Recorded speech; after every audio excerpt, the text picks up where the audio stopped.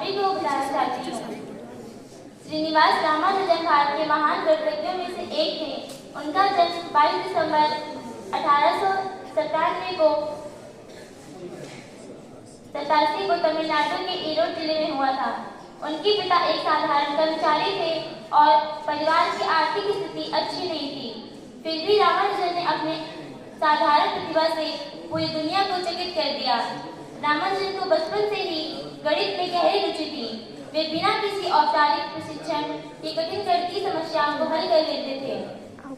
उन्होंने गणित के कई सूत्र स्वयं खोजे, जिनमें से अनेक आज भी आधुनिक गणित में उपयोग किए जा रहे हैं।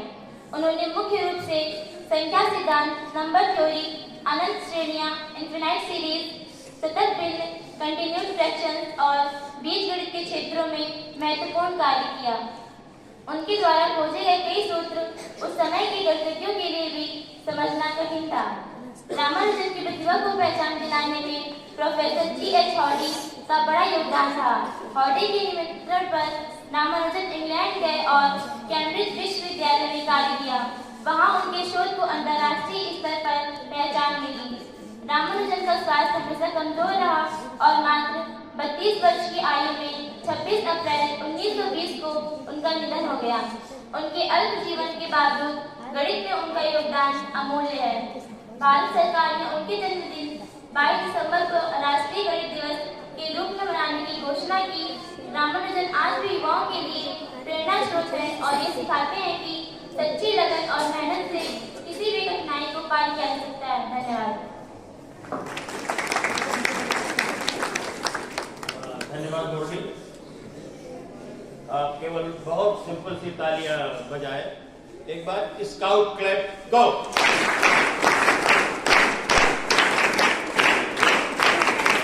जी नहीं, बहुत अपने अगल बगल वाले की तरफ मुड़ करके हम बोलेंगे, उसके बाद वो आप दूसरा सेंटेंस बोलेंगे और उसको टीज करेंगे, मुंह बना करके हंसाएंगे। ठीक है? देखिए, मैं बोलूंगा मिली सेंटी डेसीमीटर और आप बोलोगे डेका हेक्टो किलोमीटर। आपको बोलना डेका हेक्टो किलोमीटर, मिली सेंटी डेसीमीटर। अब लगा थोड़ी सी जान आई। मिली सेंटी डेसीमीटर, मिली सेंटी डेसीमीटर, डेका हेक्टोमीटर, मिली सेंटी डेसीमीटर, मिली सेंटी डेसीमीटर, मिली सेंटी डेसीमीटर। ठीक है, बहुत अच्छा। Thank you. देखिए, यहाँ पर कोई एक नंबर लिखिए। चलो, यहाँ पर कोई एक नंबर लिखिए। आप ध्यान से नहीं देखेंगे तो आप समझ नहीं पाएंगे और आपको समझना है कि ये कैसे किया जा रहा है। मैथमेटिक्स में कोई चीज जादू नहीं होती है, बस आंखों का खेल है। ये बच्चा, आइए, ये बच्चा इसके मस्तिष्क को देख के पढ़ रहा है, वो नंबर देख रहा है और इसका रिजल्ट वहाँ प्रिंसिपल साहब को दे दिया जाएगा। वो बच्चे को दे दीजिए, प्रिंसिपल साहब को दे दीजिए। ये कागज दे दीजिए, ये कागज रिजल्ट आप ले लीजिए।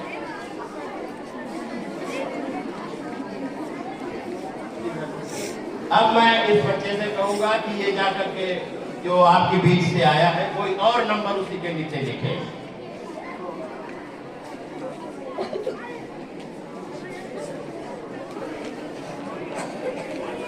अब अनुकल्प जाकर के एक नंबर लिखेंगे।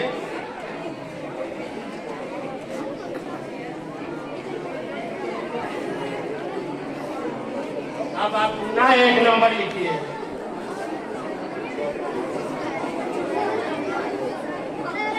पुनः अनुकल्प एक नंबर लिखेंगे। पुनः आप एक नंबर लिखिए। अनुकल्प पुनः एक नंबर लिखेंगे। अब आप इस नंबर को जोड़ दीजिए। अनुकल्प इधर आ जाए। आपने उसके मस्तिष्क को रीड किया, आपने देखा वो नंबर आप बता सकते हो कि इसका टोटल कितना आएगा? हाँ। जो नंबर प्रिंसिपल सर के हाथों में है वही इसका टोटल होगा। हाँ, इन्होंने बताया कि प्राचार्य महोदय के हाथ में जो नंबर लिखा हुआ है वही टोटल है।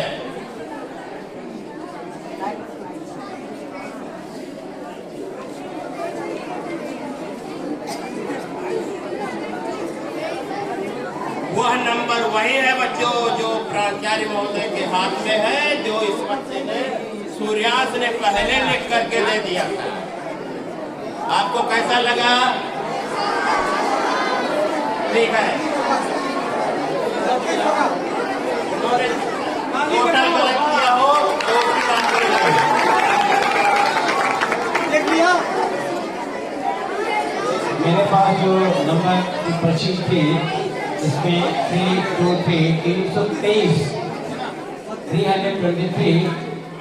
ये लिखा है और वही यहाँ पर व्हाइट बोर्ड में नंबर्स के टोटल में 323 आया।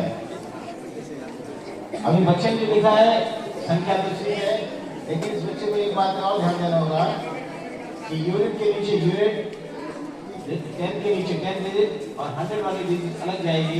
ये लिखने का पैटर्न तुम्हारा गलत है, इसको सुधारो। अब इसको मिटा देंगे। अब हमारे बच्चों के बीच में कुछ लड़कियां भी है, वो बिल्कुल प्रतिभाओं में बिल्कुल उनकी कोई कमी नहीं है। आइए क्लास 10 की 2 बच्चियां आएंगी और इसी तरह का ये वो भी एक जादू दिखाएंगी। आप देखिए, समझिए। और साथी चौरसिया और उनके साथी आए और वो अपना जादू दिखाएं।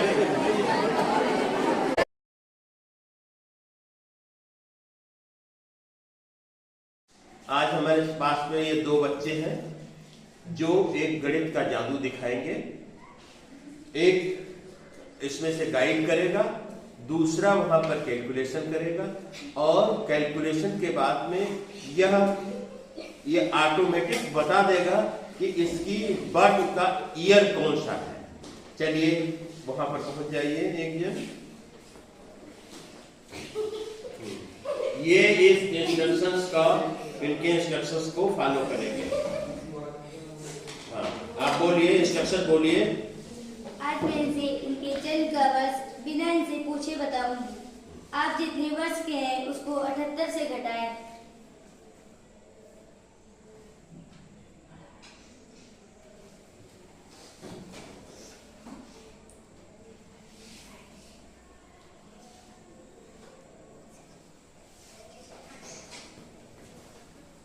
निकालिए जी। अगला स्टेप। क्या आप लोग बता सकते हैं अपना देश कब आजाद हुआ था? 1947। जो अंक प्राप्त हुआ है उसमें 1947 जोड़िए।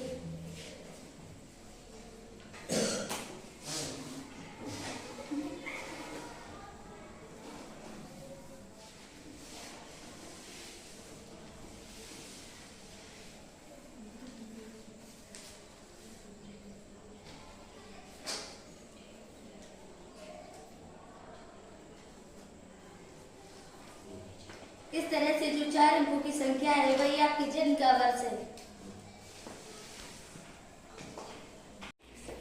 आज आर्यन शर्मा 7th D के हमारे बीच में है और ये एक मैथमेटिक्स में कैलकुलेशन करेंगे और ये फ्री है डिजिट्स लेने के लिए।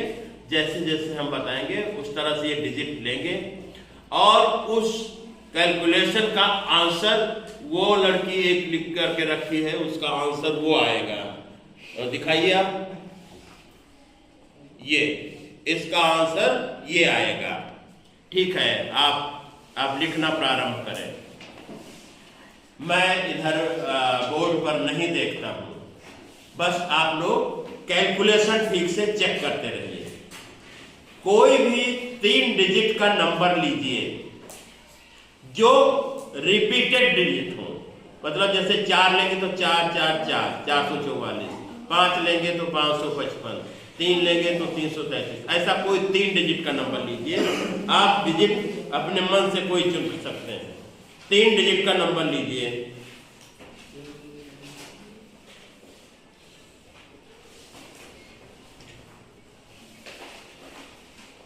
ले लिया।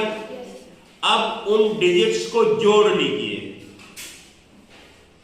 जैसे एक आप अगर लेंगे तो उसका हो गया 1 + 1 + 1 3 हो गया। तो उस नंबर को आप उनमें जो डिजिट्स हैं उनको जोड़ लीजिए।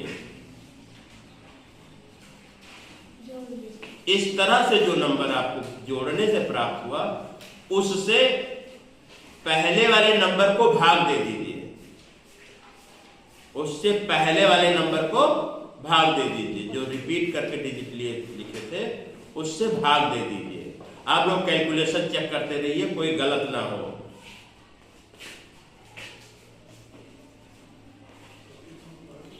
भाग दे दिया।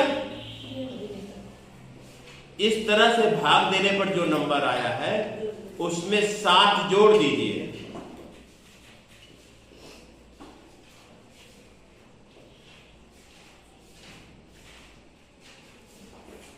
इस तरह से जो नंबर आया है उसमें 2 घटा दीजिए।